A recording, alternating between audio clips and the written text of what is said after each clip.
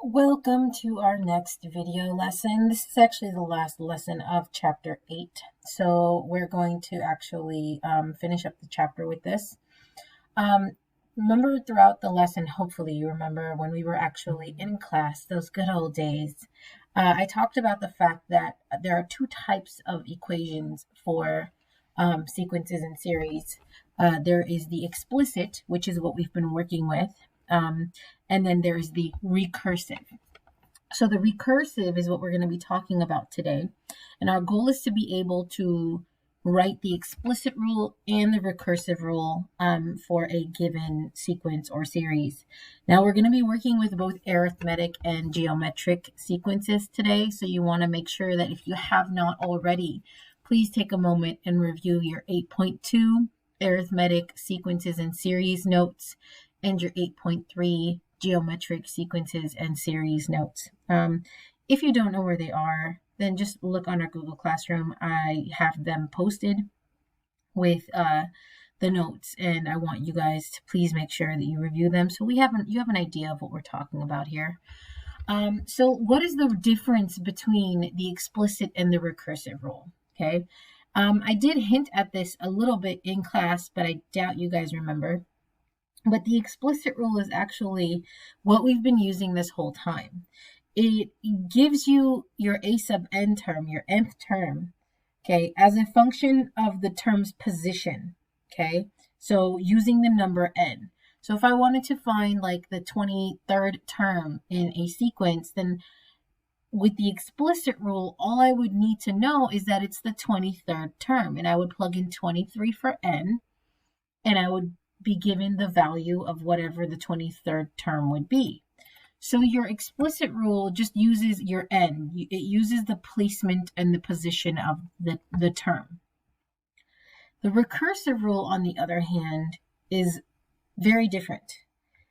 The recursive rule gives you the beginning term.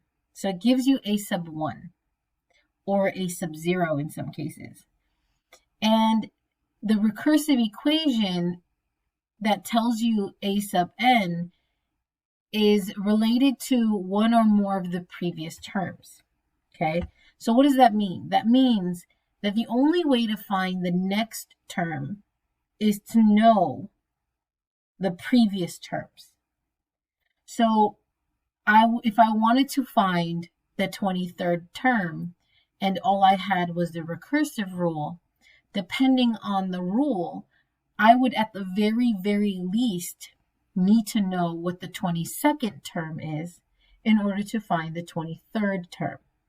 So the recursive rule uses the previous term to find the next one. So if I wanted to find the 23rd term, I would need to know the first, second, third, fourth, fifth, sixth, all the way up to the 20th, 21st, 22nd terms in order to find the next term, which would be the 23rd term. And then I would use the 23rd term to find the 24th term, and so on and so forth. So the recursive rule uses the actual terms themselves, the a sub 1, the a sub 2, the a sub 3, not the value, not the position.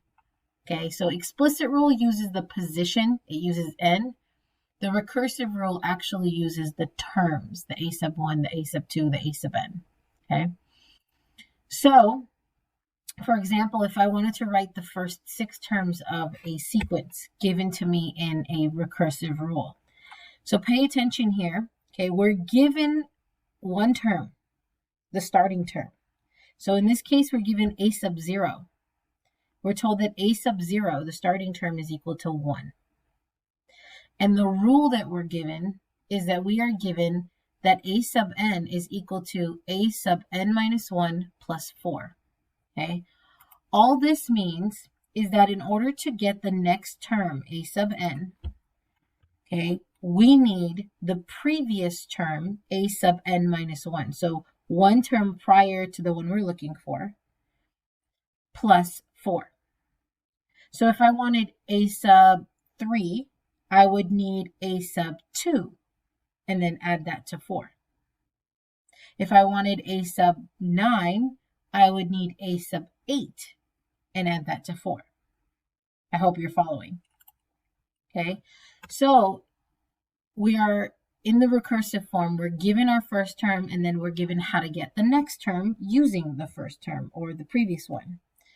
So I want to write the first 6 terms of each sequence. So let's see how we're going to do that. Okay, so we don't have a sub 1. We have a sub 0. Okay, which means we also need to find a sub 1 here. So we know a sub 0 is equal to 1. That's the value. Okay, so that means that in order to find a sub 1, I need to take a sub 0, the previous term, and add 4 to it. Well, a sub 0 has a value of 1. So I substitute 1 in for a sub 0. 1 plus 4 is 5. That means a sub 1 is 5. Okay, then I need to find a sub 2. So I take a sub 2. A sub 2 is now equal to a sub 1 plus 4. So a sub 2 is equal to its previous term, a sub 1 plus 4. Well, I know that a sub 1 is 5. So I do 5 plus 4 is 9. A sub 3. In order to find a sub 3, I will now need to use a sub 2. So a sub 3 is equal to a sub 2 plus 4. Notice I'm using this rule right here, that the next term is equal to the previous one plus 4. Okay, so a sub 3 is equal to a sub 2 plus 4. A sub 2 is 9, so 9 plus 4 is 13. And I continue with this a sub 4. To find a sub 4, I will need to use the previous term, a sub 3. So a sub 4 is equal to a sub 3 plus 4.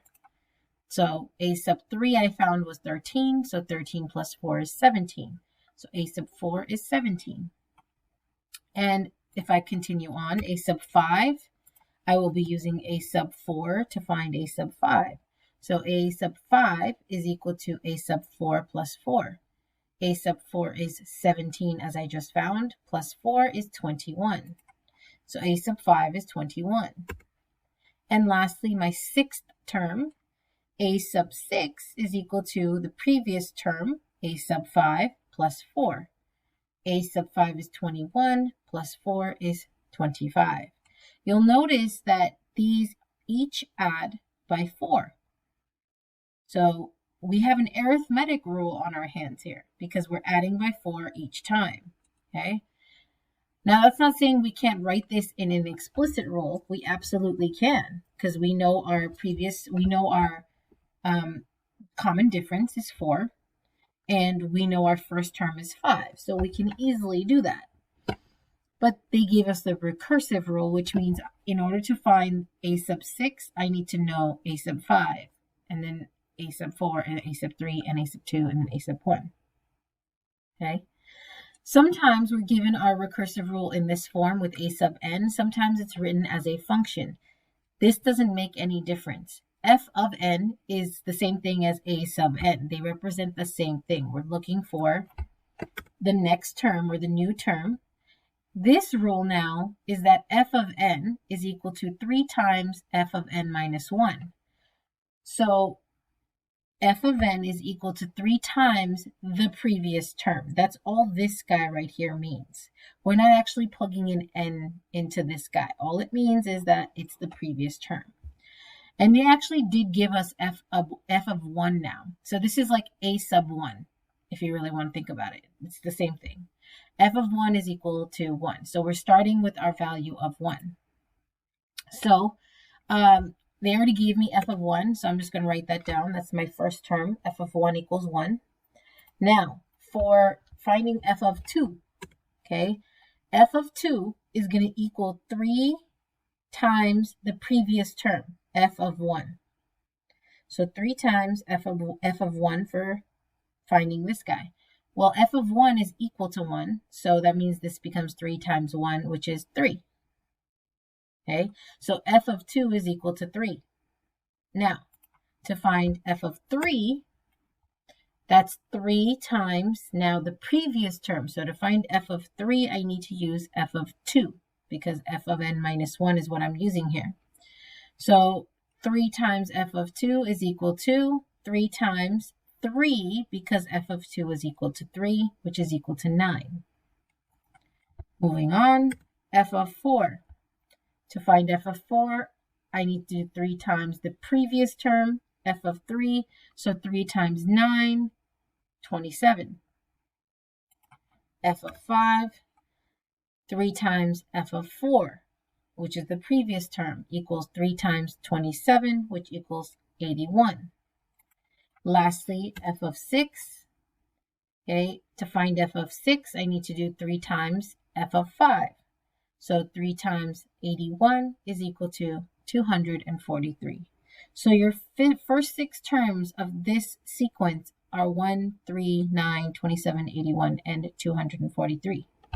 As you can see, because we're multiplying here, we have a geometric sequence on our hands. Okay? And we have a common ratio of 3 and a first term of 1.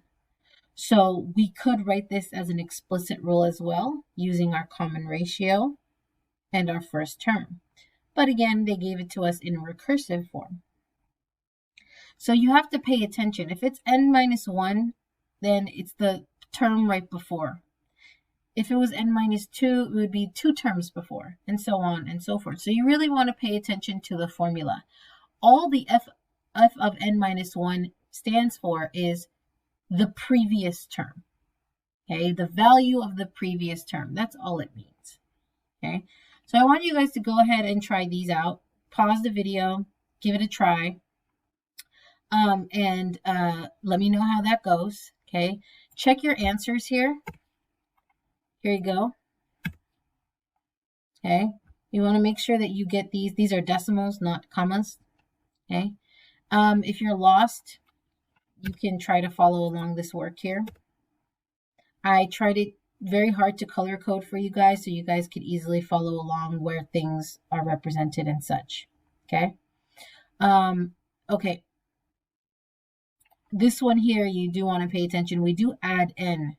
So whatever term we're trying to find, we're also adding that number there. So you want to pay attention to the actual rule and what's being used. Okay. I'm going to stop this video here, and this will be part 1, and part 2 will continue on the back.